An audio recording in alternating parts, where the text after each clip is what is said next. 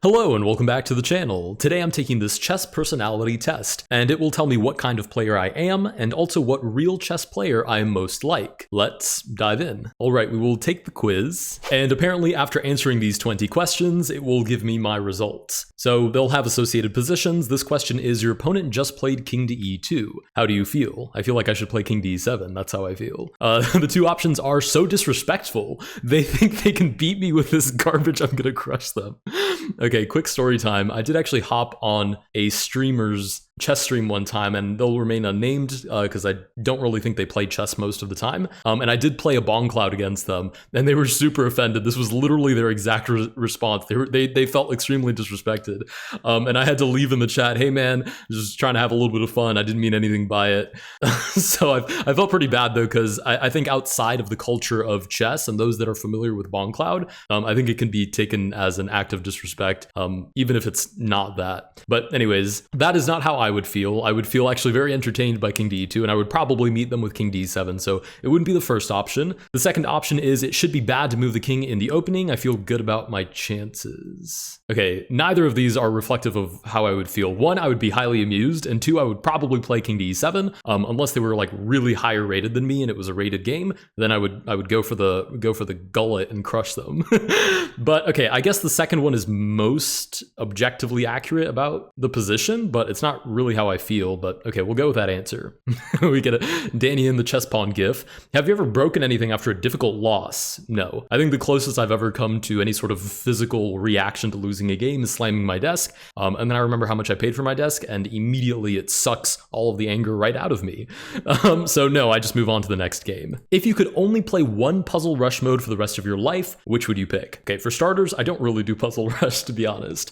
The times that I have done it, it's been mostly 3-minute, because I use it as a warm-up for bullet. What happens is, in 3-minute, you're probably not going to get into very difficult puzzles unless you're just a very strong player. It's just enough time for me, I think, to get up into like the 1800 puzzle range, but not higher than that. So for the most part, they're pretty quick, pretty much refresher puzzles before you actually go play a real game. Survival I have played before, but usually I have to be incredibly bored and needing to kill hours of time, but not wanting to lose any rating to actually play survival. So I guess I'll go with 3-minute. How do you react when your opponent starts talking trash? It's all part of the game. Anyways, I started the trash talk, or I don't like it. I keep calm and focus on the game. Okay, trash talk is a very catch-all term. If we're talking about like poking fun at somebody, I'm all for that. I think it makes the game a lot more interesting. But if we're talking about like actual true trash talk, like you're so bad and you shouldn't be playing this game, that needs to disappear. There's no need for that whatsoever. So I think they're asking about like actual real trash talk. So I'm going to say I don't like it.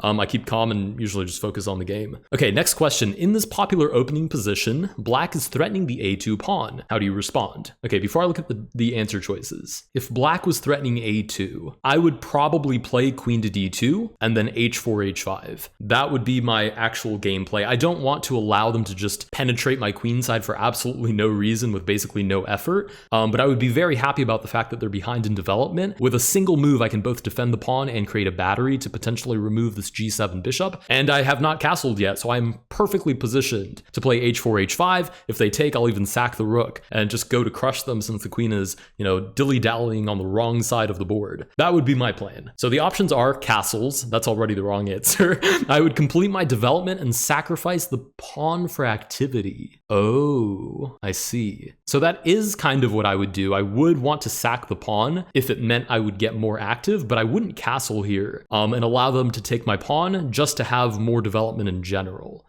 If I'm more developed towards the enemy king, then I'm happy. But just more developed in general, I don't know, I might just not be a strong enough player to capitalize on it, but I would feel a little bit uncomfortable that they might equalize quickly. The other option is queen to d2. Okay, I would develop and defend the pawn. I would have no problem trading queens after c takes d4, c takes d4, queen takes d2. Okay, I'm not happy about that either, because if I trade the queens, then we just enter an endgame, which I guess I would be okay with playing, but what I would actually play is queen d2, and then I wouldn't castle and just play h4, h5. I guess if queen d2, c takes d4, can I just take with my knight? Bishop takes, queen takes, bishop takes, king takes? Okay, maybe that's a little bit too sketchy, but it's honestly what I would at least try for. So I would probably play queen to d2 here. Okay, next question. Which superpower would you rather have? Infinite perfect opening knowledge, that's hard to beat, or the fastest mouse speed on the internet? Definitely perfect opening knowledge. I genuinely believe that if I spent like a year, and I know this might be a coping mechanism, but this is genuinely what I think. Judge me all you please. I genuinely believe that if I spent like a year of doing nothing but perfecting my openings for like an hour every single day, I would be a significantly stronger player because I would inherently be put into much stronger positions that are either theory or backed by the engine, or at least studied and that I'm previously familiar with. But to be honest, I have no taste whatsoever for sitting down and studying openings. I'd much rather get into a position where it's probably not theory because I played something inaccurately, which means the opponent is now also not in book. They're out of book now. They're not in theory. And we just, what a lot of people would call play chess. But opening knowledge and perfect opening knowledge becomes, I think, a bigger part of the game, inherently as the game sort of becomes more popular and more people start studying it. So if I had to choose a superpower, if I could just snap my fingers and have something, it would definitely be infinite perfect opening knowledge. Okay, how many moves ahead do you typically calculate? As far as I can, or only one move the best move? I think I definitely have a disposition for calculating as far as I can, at least within the time control that I'm playing. What is the first thing you do when you finish a game? Run to game review to learn from my mistakes is what I should do, or do I start a new game? Okay, I'll answer honestly, which is I start a new game, but I definitely should be doing more game review than I typically do. Okay, white has the promising knight sacrifice, knight takes f7. Is that promising? I guess I'm just not familiar with this position.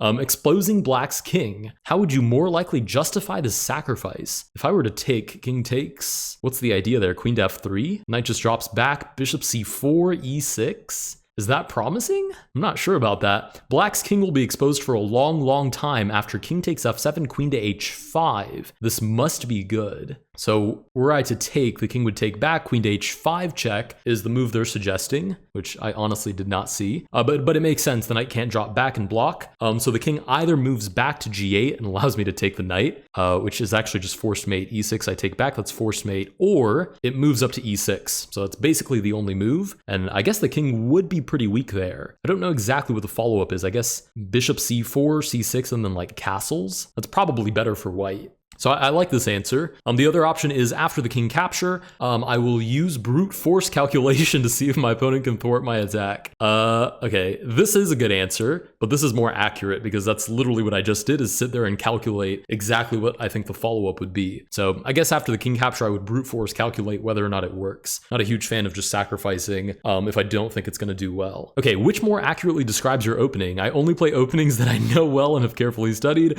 I just play whatever was in the latest Gotham chess video. So that's called the road to 1300, or I guess road to minus 500 points of whatever your true rating is. I always play the London, so I guess whatever I've carefully studied. Which do you prefer, a brilliant move or a 99% accuracy game? So I prefer my account unbanned, so I'm gonna go with a brilliant move. Which statement better describes how you would decide whether to sacrifice the knight on g5? I would calculate it. Knight takes, pawn takes, bishop takes. It doesn't look, again, I don't like how many of these positions have the king already castled. If I were not castled in this position, I would feel 10 times more excited. Maybe incorrectly so, but I would have the rook behind the h-pawn, and then I would be able to push, and I should have a really good attacking chance there. Okay, so the two different options are I would try to calculate different variations and lines to see if the attack is sound. That's probably what I would do.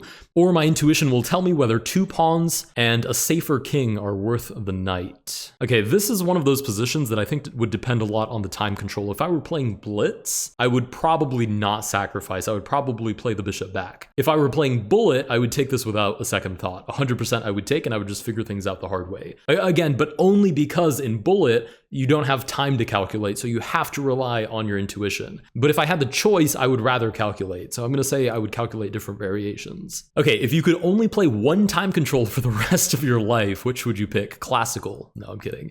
Bullet or rapid? Oh, that's a disgusting question. Oh my goodness, they're gonna force me to make an argument against my favorite time control here. So in my gut, I would love to play bullet for, until the end of time. But the truth is I would probably never get better at chess ever again because there's simply not enough time to think about anything critically. So against my instinct, I guess I have to pick rapid, but only because of the premise. If this question were phrased, which one's your favorite time control? Bullet, 100%. 7 days out of the 7 days of the week, I would go with bullet. It's way more fun, super invigorating, lots of inherent plot twists just because of the time control. But if I had to pick one for the rest of my life, just because I would actually have a genuine interest in getting any better at the game, I'll go rapid. When you look at a chess position, which are you more likely to do first? Evaluate each player's king safety or count the material. Oh, okay, this is interesting. So this isn't asking about calculating anything. This is asking, about what does your gut listen to? And I think 100% of the time, I'd rather evaluate my enemy and my own king's safety, right? Because if your king is in the middle of the board and I'm down a queen, I'm checkmating you. Or at least I'm going to do my best absolute effort to prove to you that I will be better. So I'd rather evaluate the king's safety. Okay, white just captured your knight on f6. How are you more likely to recapture this piece with the pawn? That's a no-brainer question. I'm going to take with the pawn. My king isn't castled, so I can castle alongside. And then I'm just stacking up the rooks on the g file, h5, h4, maybe like bishop to h3. The queen can swing over literally any time. Yeah, and I'd actually be pretty confident I'm winning there. Okay, so yeah, g takes f6. I think this is a no-brainer question. I double the f-pawns, but I plan to castle queenside and use the newly opened g file to attack the white king. Spot on. Or bishop takes f6, and I would fall asleep at the board and then forget what I was doing there. Okay, we'll go with the pawn. You can take a free piece on this move, or you think you can force checkmate, but it's complicated. What do you do? Well, calculate it.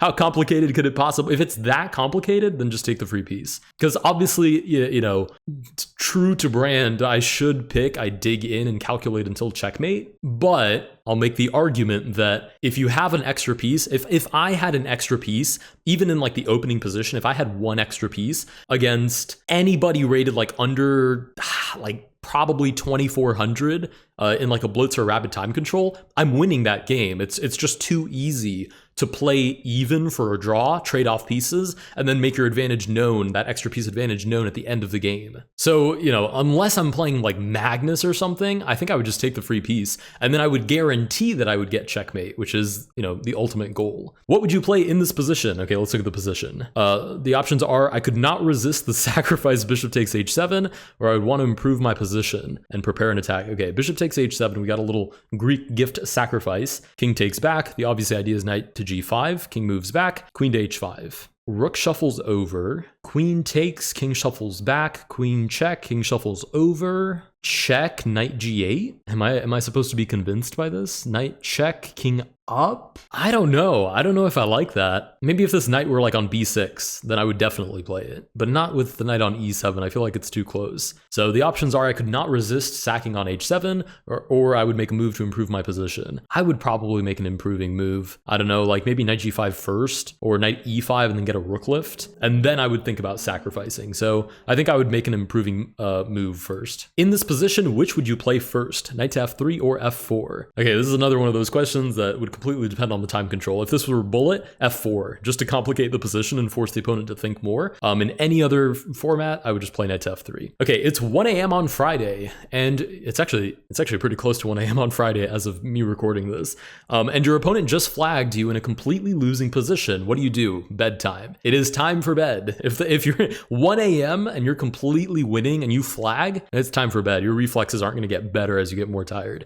Go on. The options are go on to tilt until 4 a.m. and lose 100 elo, or call it quits and go to bed. Just go to bed. There's always tomorrow. You can come back tomorrow. You'll be rested. You'll be refreshed. Holy cow, what happened to Anand here? That's crazy. Imagine that you are playing your first ever in-person tournament. How do you feel? I don't have to imagine. I distinctly remember my first ever tournament. I was probably like 5 or 6, maybe 7. I was very, very young. And I distinctly remember playing against this kid who copied all of my moves, and I still lost to him. It was so, because I knew in my gut, like I should be better if they're just copying my moves, but I didn't know, like I didn't have the chess know-how to take advantage of it, like I would now, for example. But what can I say? I guess I was forced to reckon with my own past decisions, reflected in my opponent's moves, and I guess that crumbled my mental. But yeah, I was definitely nervous. I was not relaxed and thinking, oh, it's just a game. I was terrified, and I wanted to win. I wanted to do well, but I don't know. Your gut just tells you it's my first time. Even as a kid, you're like, I don't know. I don't know how this is gonna go. So I was definitely nervous. Okay, I am a machine.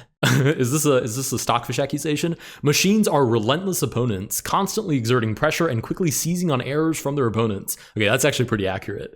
Machines love to attack, but they are patient and unhurried in the attack, letting confidence and good calculation guide their pieces to the decisive squares. Machines are rarely emotional and aren't distracted by flashy moves. Okay, that's not always true. I do play so much bullet that it probably skews my perspective. If you were to like evenly analyze my approach to all the different time controls, this is probably pretty spot on to how I play. But I play so much bullet that it kind of skews, you know, my personal reality. They focused on finding the best move in each position, and it seems I calculate more than I use my intuition. I'm a little bit more attacking than I am positional. I'm very calm, apparently. I don't I don't know how much I agree with that, but okay. And I'm a little more studious than playful.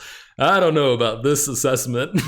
I'm more studious than playful? I'm not that studious. Is that because I picked that I would rather have perfect opening knowledge? I think they misconstrued my response. The reason I picked that is because if it were up to me, I would never touch an opening book again in my life. Not because I'm working towards it and that, you know, selecting that answer would bring me to that goal faster. I don't know. I don't know about these results. I don't know. I'm just curious as to how they interpreted the questions, I guess. And apparently I play like Gukesh, so future world champion apparently. Anyways, if you guys did enjoy this video, please consider liking and subscribing. This personality test will be the first link in the description. There were many more options that I could have ended up being. I could have been a romantic, like I'm sure Morphe is. I could have been an artist, an assassin, a caveman, apparently. I just light my board on fire whenever I'm losing. But yeah, if you guys want to go see which one you guys are, take the test. It's pretty darn quick. You already saw me take it, so you're familiar with the questions. And let me know down below what chess personality you are, and also let me know if you actually agree with what your result is. Thank you guys so much for watching, and I will see you guys in the next one.